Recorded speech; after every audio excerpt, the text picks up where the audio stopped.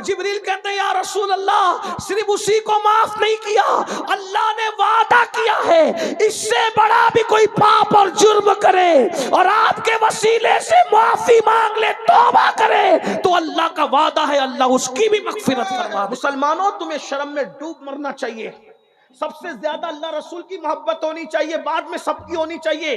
اگر تم اللہ رسول کو اس سے زیادہ کسی کو چاہتے ہو تو کہیں نہ کہیں تم شرک کی طرف جا رہے ہو۔ شرک صرف بتوں کو پوجنا نہیں ہے، جو چیز کا حقدار اللہ ہے وہ حق کسی اور کو دینا، یہ بھی تو شرک ہے، یہ بھی تو شرک ہے۔ میں تمہیں مشرک کہنے نہیں آیا، یہ فیصلہ علماء کریں گے، مفتیان کرام کریں گے، آپ کو بتائیں گے کہ جس چیز کا حقدار اللہ ہے وہ حق آپ کسی اور کو دیں گے تو یہ شرک نہیں ہے۔ صرف بتوں کے آگے ہاتھ جوڑنا ہی شرک ہے۔ شرک کے بہت سی اقسام ہیں۔ مجھے بتاؤ میرے دیے ہوئے تحفے کی تم نے اتنی قدر کی، اتنی عزت کی؟ ایک تحفہ تو اللہ نے بھی دیا تھا، اور کیسے دیا تھا؟ کیسے دیا تھا؟ اس تحفے کے لیے اللہ نے، تحفے کے لیے اللہ نے محبوب کو لامکاں پہ بلایا اور محبوب کے ہاتھوں سے بھیجا۔ اللہ کی محبت تو دیکھو، محبوب کے ہاتھوں سے بھیجا، محبوب تم جا رہے ہو نا، میرے بندوں کے لیے تحفہ لے کر کے جاؤ۔ اللہ تحفہ دے رہا ہے، اللہ تحفہ دے رہا ہے، اللہ تحفہ دے رہا ہے۔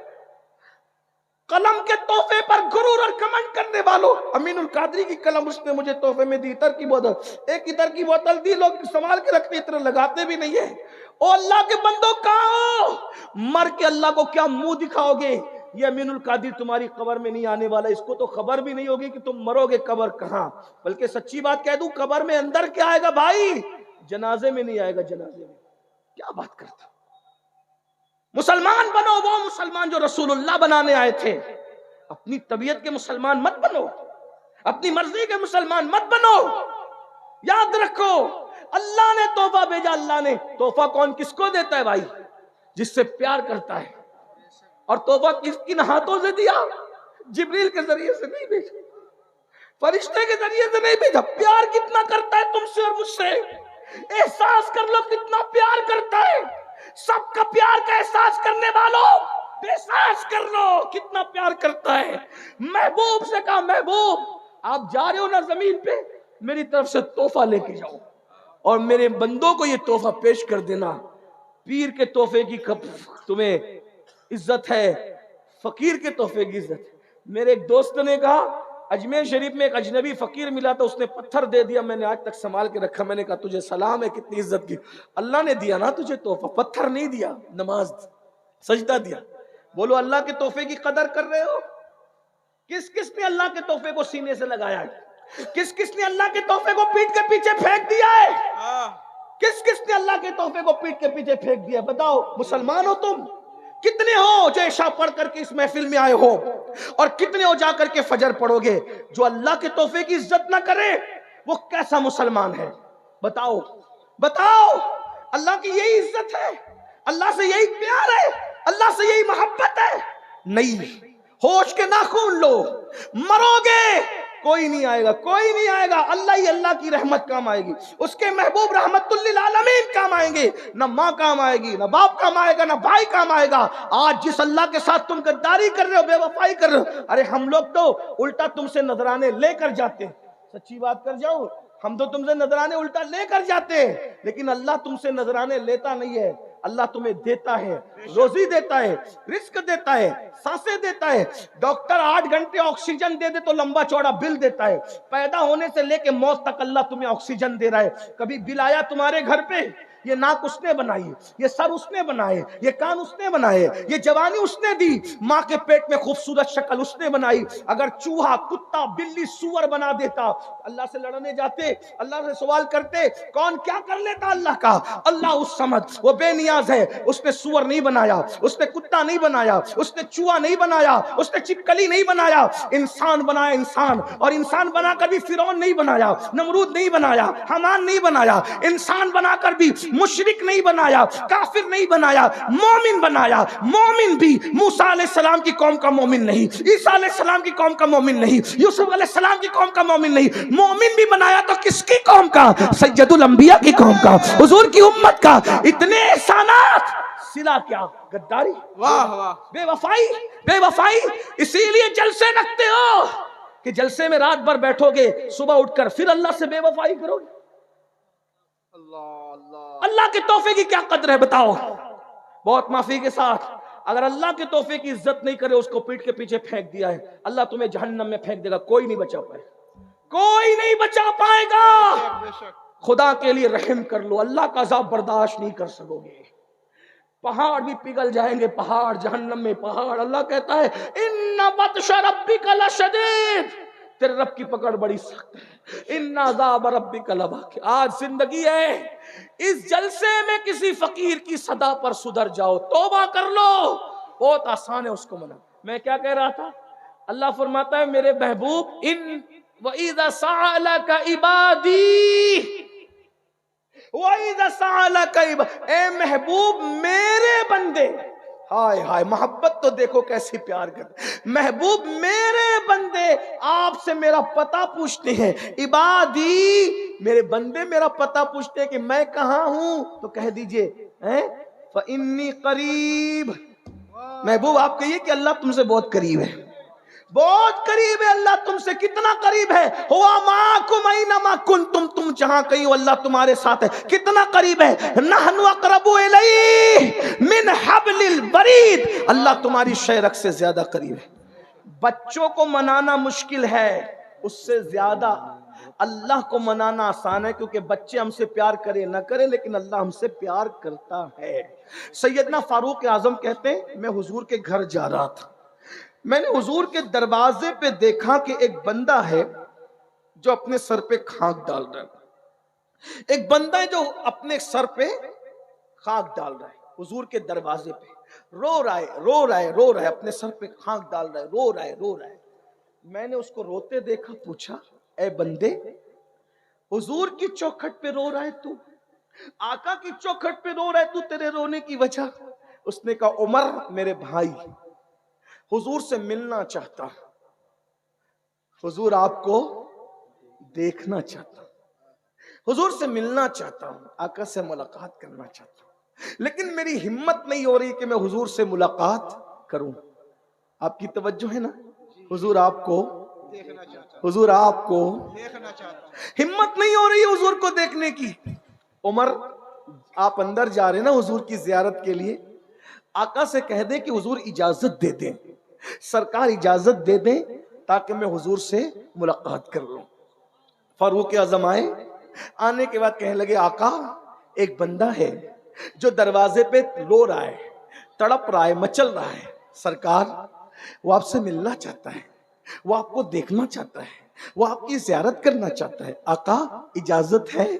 میرے آقا کے دروازے پر تو کوئی دربان نہیں ہوتا تھا, میرے آقا کے دروازے پر تو کوئی دربان نہیں ہوتا تھا, جو آنا چاہتا تھا آ سکتا تھا. بلکہ ایک بات بتاؤں, حضور اتنے قریب ہے, جس گھر میں حضور رہتے تھے اس گھر کا دروازہ بھی کبھی بند نہیں کرتے تھے, صرف پردہ لٹکا دیتے تھے, دروازہ کھلا دیکھ کر لوگ سمجھ جاتے تھے کہ اس کے اندر حضور موجود ہیں. سرکار سے فاروق اعظم نے کہا حضور وہ آپ کو دیکھنا چاہتا ہے, ملنا چاہتا ہے. سرکار نے بلاؤ اس کو. وہ نوجوان اندر آیا اور حضور کو دیکھ کر رونے لگا, بہت رویا.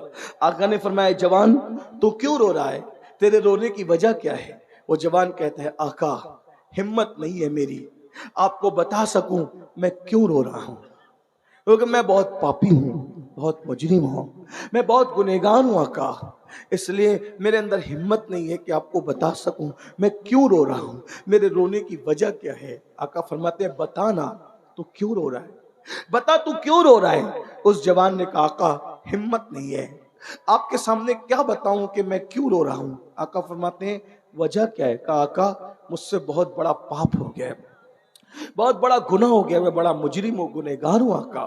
اس سے بہت بڑا گناہ ہو گیا سرکار۔ آقا فرماتے بتا کیا ہوا؟ کہا حضور بتا نہیں سکتا۔ آقا نے فرمایا کیا تیرا گناہ زمین سے بڑا ہے؟ ہاں کہا زمین سے بڑا ہے۔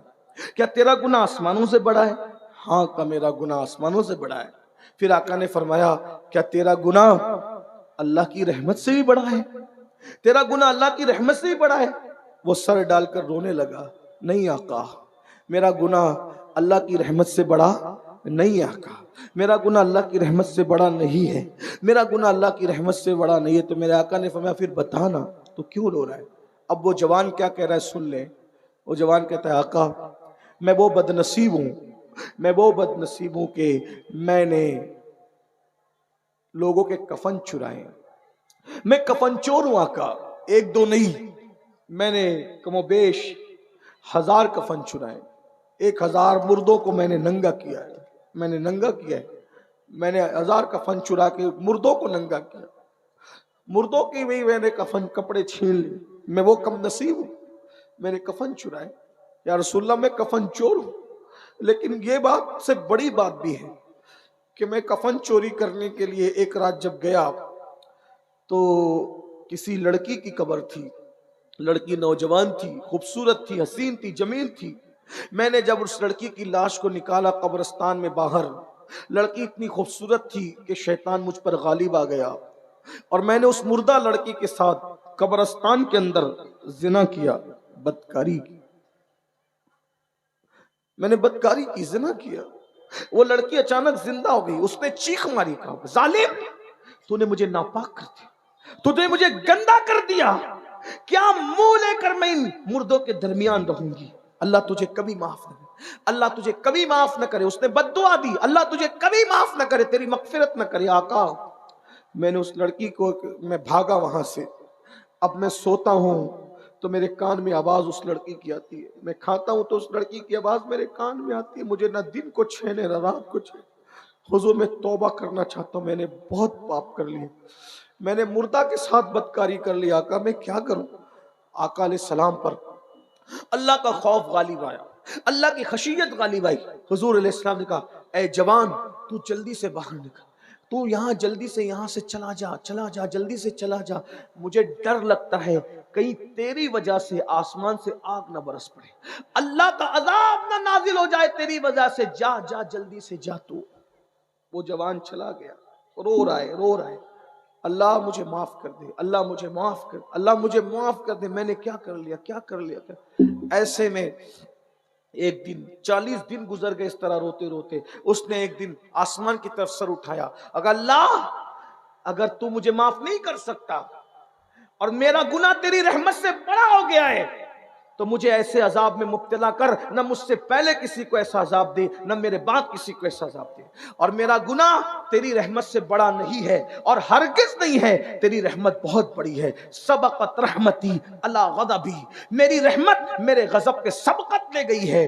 اللہ تیرا وعدہ ہے نا کہ تیری رحمت تیرے غضب پہ سبقت لے گئی ہے، تیری رحمت بہت وسیع ہے، کسی کا بھی گناہ تیری رحمت سے بڑا نہیں ہو سکتا، تیری رحمت بہت بڑی ہے، تو پھر مجھے معاف کر دے، مجھے معاف کر دے، اور تیرے محبوب کو بتا دے کہ تو نے مجھے معاف کر دیا ہے۔ اتنا کہنا تھا، سر پہ خاک ڈال کر کے رو رو کر کہتا ہے مجھے معاف کر دے، اور تیرے محبوب کو بتا دے کہ تو نے مجھے معاف کر دیا۔